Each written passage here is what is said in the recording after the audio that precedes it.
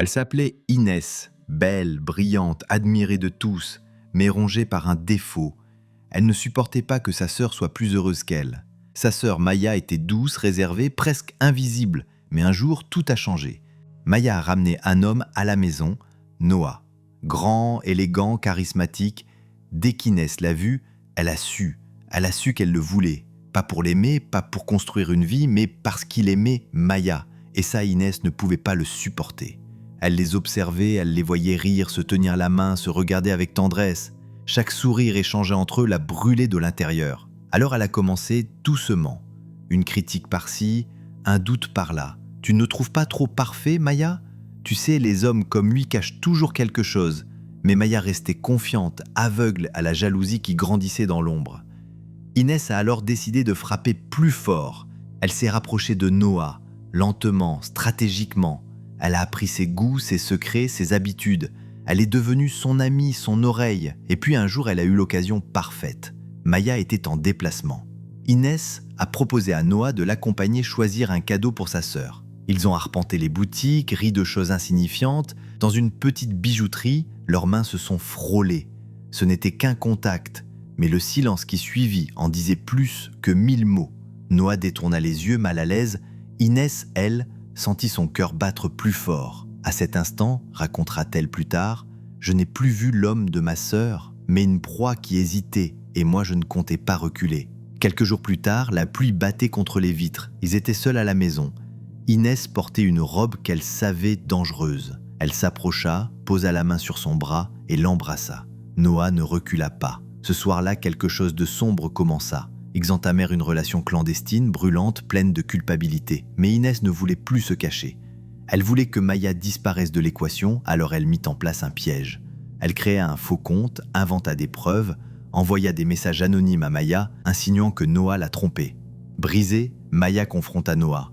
Les disputes s'enchaînèrent, l'amour se fissura. Finalement, Maya quitta la ville, le cœur en miettes, et Inès prit sa place. Quelques mois plus tard, elle était officiellement la compagne de Noah. Elle avait tout gagné, du moins c'est ce qu'elle croyait.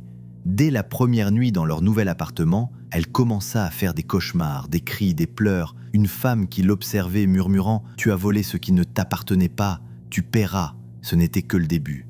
Un matin, Inès trouva un colis anonyme sur le pas de la porte. À l'intérieur, le collier préféré de Maya, celui qu'elle portait la première fois qu'elle avait présenté Noah à sa famille. Elle referme la boîte précipitamment et la cache au fond d'un tiroir. Noah entre dans le salon. Il la salue mais remarque qu'elle est étrange. Elle invente une excuse, prétendant être fatiguée. Pourtant, dans sa tête, une seule pensée. « Maya, est-ce toi? Es-tu revenue ?» Pendant plusieurs jours, elle tente de la joindre, répondeur, silence. Elle interroge des amis communs. Personne n'a revu Maya. Chaque absence de réponse alourdit sa peur. 3 jours plus tard, un second colis. Une enveloppe fine, à l'intérieur un CD audio. Les mains tremblantes, Inès le met dans le lecteur. La voix de Maya résonne. « Je ne pensais pas que ma propre sœur serait la source de ma plus grande trahison. J'espère qu'un jour, elle saura ce que ça fait de perdre tout ce qu'on aime. » Les mots résonnent comme un écho dans la tête d'Inès. Au même moment, Noah entre. Elle retire le CD en vitesse, le glisse dans sa poche, mais le regard de Noah reste fixé sur elle, un regard lourd, comme s'il voyait à travers ses mensonges. Les jours suivants, Noah devient froid. Il la regarde différemment. Il sort plus souvent, parle moins. Un soir, alors qu'il dîne en silence, il lâche. « Tu crois qu'on récolte ce qu'on sème ?» Elle reste muette, incapable de respirer. Une semaine plus tard, Noah lui tend une enveloppe. À l'intérieur, des captures d'écran, des échanges entre Inès et le faux compte qu'elle avait utilisé pour piéger Maya. Noah, d'une voix glaciale, « Tu pensais que je ne verrais jamais. Le jour où Maya est partie, j'ai compris. Mais je voulais des preuves. Il ne crie pas, il ne pleure pas. Son silence est pire que des hurlements. Tu as détruit quelque chose de pur. Et tout ça pour un caprice. » Il prend ses affaires et part. La porte claque, le vide s'installe. Les jours se transforment en semaines.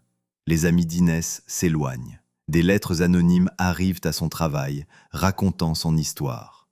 Elle est licenciée. Sans famille, sans amour, sans dignité. Les cauchemars reviennent chaque nuit. Maya, qui lui murmure « Tu as pris ma vie, mais tu n'auras jamais ma paix ». Un soir de pluie, Inès marche seule dans la ville. Elle passe devant un café où elle et Noah allaient souvent. La serveuse la reconnaît. Et Noah, il va bien? Inès baisse les yeux, incapable de répondre. Elle commande un café, mais le goût amer lui reste en bouche, comme un rappel de ce qu'elle a perdu. 6 mois plus tard, elle apprend que Maya est revenue pour s'occuper de leur mère malade. Elle hésite, puis décide d'aller la voir. Maya ouvre la porte. Son visage est calme, mais son regard, glacial. Inès tombe à genoux. Elle avoue tout, les mensonges, la jalousie, la manipulation. Elle pleure, demande pardon, implore une seconde chance. Maya serre le collier dans sa main. Long silence, puis « Tu ne m'as pas seulement volé un homme, Inès, tu m'as volé la confiance. Et ça ne se répape pas avec des larmes. » Elle tourne les talons et referme la porte. Dans la rue, Inès aperçoit Noah, au loin. Il rit aux éclats avec une autre femme. Ils se tiennent par la main, insouciants. Inès baisse la tête et s'éloigne. En voyant Noah avec une autre fille, Inès ressent un mélange violent et contradictoire. Son cœur se serre comme si quelqu'un y plantait une lame glaciale. Une chaleur de colère monte en elle, mais se heurte à une immense vague de honte. Ses mains tremblent légèrement, sa gorge se noue. Elle voudrait crier, courir vers lui, exiger des explications, mais ses jambes restent figées, comme clouées au sol. Elle comprend enfin que le destin lui a repris ce qu'elle avait volé. Elle dira plus tard. On croit que le bonheur se vole, on croit que la vie est une compétition. Mais le destin n'oublie rien. J'ai voulu prendre ce qui ne m'appartenait pas, et aujourd'hui, il ne me reste que le vide. Pardonnez si on vous trahit, mais n'oubliez jamais, le destin, lui, fait toujours justice.